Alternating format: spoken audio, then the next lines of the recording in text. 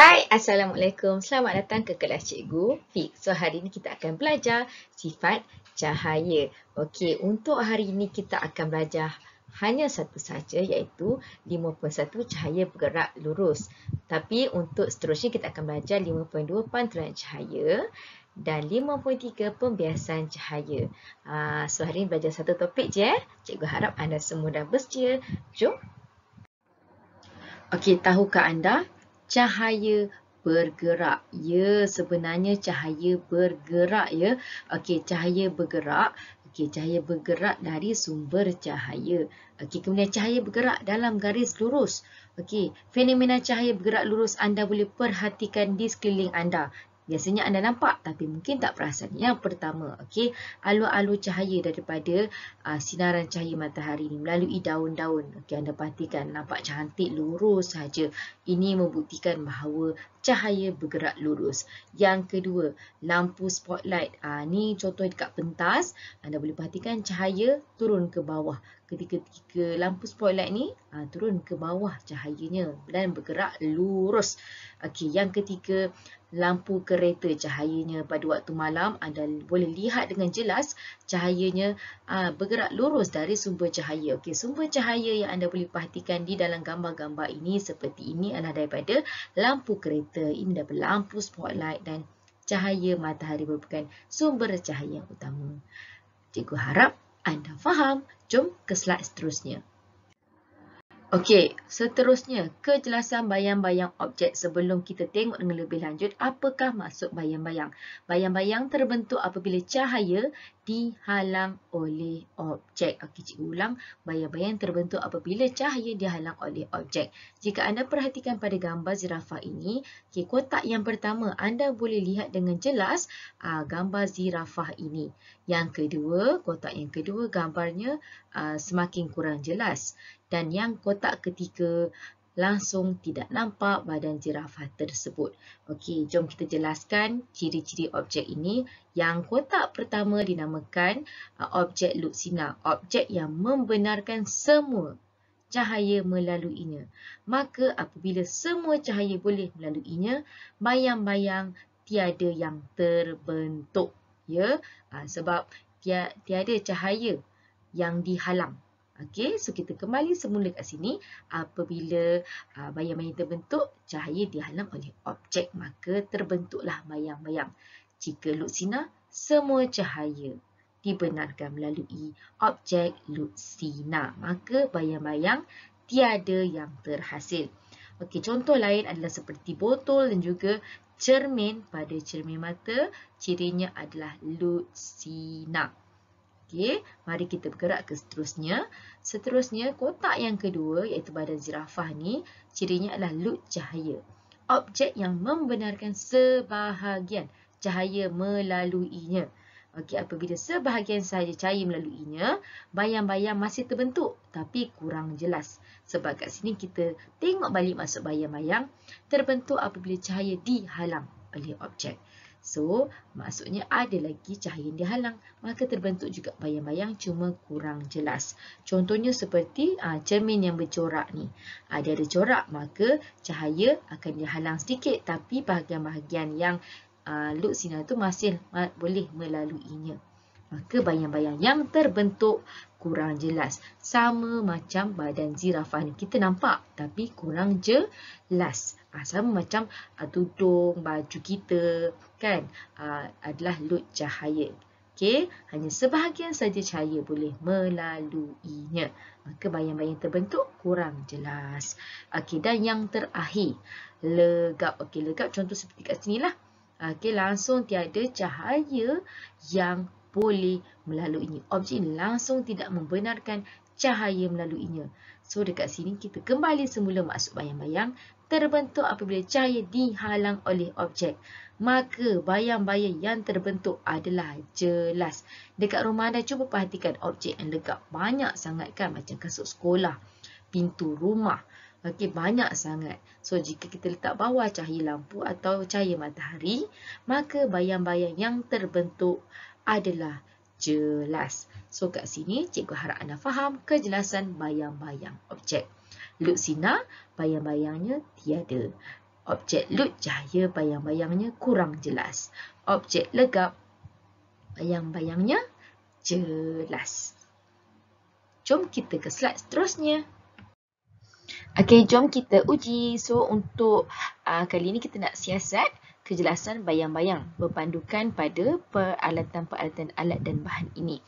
Okey, yang anda perlukan adalah lampu suluh. Kalau tak ada, boleh pakai handphone saja. Plastik berwarna, alat plastik yang kecil yang sudah dapat kalau pergi kedai, warna merah, warna orange tu kan. Boleh guna plastik jernih, plastik duduk sinar. Kertas tebal, warna apa-apa pun boleh. Gunting untuk kita buat bentuk pada ketiga-tiga bahan ini. Batang aiskrim untuk kita lekatkan ketiga-tiga bahan ni. Kalau tak ada, boleh guna apa-apa sahaja. Okay, lidi sate pun boleh, tak ada masalah. Okay, first kali kita akan gunting ikut bentuk kat sini. Okay, so cikgu telah buat 3 bentuk love kat sini. Satu kertas tebal, cirinya legap. Jika anda ingat, legap tidak akan membenarkan cahaya melaluinya. Bila tak ada cahaya boleh melaluinya, maka cahaya terpaksa melaluinya juga dan terbentuklah bayang-bayang dengan sangat jelas sekali. Okey, kemudian plastik berwarna lut cahaya hanya membenarkan sebahagian saja cahaya melaluinya, maka bayang-bayang yang terbentuk kurang jelas. Okey, dan akhir sekali plastik jernih. Sifatnya oleh sinar. Okey, membenarkan cahaya melaluinya. Bila cahaya boleh lalu semua pada objek lut sinar ini, maka bayang-bayang pun tiada yang terbentuk. Okey, so legap, bayang-bayangnya jelas. Okey, objek lut cahaya, bayang-bayangnya kurang jelas. Dan kemudian objek lut sinar, bayang-bayangnya tiada. So, anda ingat ya? Okey, seterusnya kita akan belajar faktor yang mempengaruhi saiz bayang-bayang. Okey, kadang-kadang kita tengok, kenapa objek ni saiz sama tapi bayang-bayangnya kejap kecil, kejap besar. Okey, ada 2 faktor ya. Yang pertama, jarak di antara objek dengan sumber cahaya. Okey, jarak di antara objek dengan sumber cahaya. Nanti cikgu akan tunjuk contohnya ya. Yang kedua ialah jarak di antara objek dengan skrin. Okey, jarak di antara objek dengan skrin. Okey, cikgu akan terangkan dengan lebih lanjut selepas ini. Jom. Okey, faktor yang pertama, jarak di antara objek dengan sumber cahaya. Anda perlu dengar dengan teliti ya. Okey, jarak di antara objek dengan sumber cahaya. Di sini cikgu akan tunjukkan 2 situasi. Okey, situasi yang pertama. Okey, cikgu letak situ gambar lampu suluh. Cikgu letak mama bawah dia dan cikgu akan terangkan kenapa. Kemudian di sini adalah objek bulat. Okey, dan ini adalah skrin skrin. Okey, kenapa hati gembira? Nanti cikgu akan tunjukkan apabila mama dengan anak dia. Okey, cuba tengok. Jarak antara objek dengan sumber cahayanya dekat. Apabila jarak antara objek dengan sumber cahaya dekat, maka hati akan gembira. Bila hati gembira, bayang-bayang pun akan besar. Saiz bayang-bayang pun akan besar kerana mama ni dengan anak dia seronoklah sebab dekat. Bila seronok dekat, bayang-bayang pun, saiz bayang-bayang pun akan jadi besar kerana hati mereka gembira. Ini menunjukkan apabila saiz bayang-bayang bertambah, saiz bayang-bayang bertambah apabila jarak antara objek dengan sumber cahaya berkurang. Cikgu ulang. Saiz bayang-bayang, ini saiz bayang-bayang bertambah apabila jarak antara objeknya dengan sumber cahaya berkurang. Awak kena ingat, apabila mama dekat dengan anak dia, hati akan gembira, maka saiz bayang-bayang pun akan besar. Okey, situasi yang kedua. Situasi yang kedua kita lihat pula. Lampu suluh masih berada di tempat yang sama. Kita perhatikan objek. Objek hampir dengan skrin, tapi jauh dengan lampu suluh. So, dia jauh dengan anak, dengan mama dia jauh. So cuba tengok jarak antara objek dengan sumber cahaya sangat jauh. Apabila jauh, mama dengan anak jauh, hati akan sedih. Bila hati akan sedih, Tengok bayang-bayang pun jadi kecil saiznya. Okey, ini menunjukkan saiz bayang-bayang berkurang apabila jarak antara objek dengan sumber cahaya bertambah. Cikgu selalu ajar macam inilah, mama dengan anak dia bila jauh, hati akan sedih, maka saiz bayang-bayang pun akan kecil. Cikgu harap dengan cara ini anda boleh ingat. Okey, tak apa, nanti kita cuba buat latihan nanti. Okey, seterusnya kita akan tengok faktor yang kedua iaitu jarak di antara objek dengan skrin. Apa kisah banyak-banyak ni? Cikgu akan terangkan. Okey, yang pertama ialah situasi yang pertama. Kita boleh lihat, mentol ni ialah sebagai mama dia. Okey, anak dia tadilah ialah objek. Dan seterusnya kita ada watak yang kedua itu perompak pula. Okey, sebab skrin kan, skrin kita jadilah nama dia perompak. Kenapa perompak? Cikgu akan terangkan. Okey, seterusnya. Okey, apabila jarak antara objek dengan skrin ni, cuba tengok jaraknya jauh.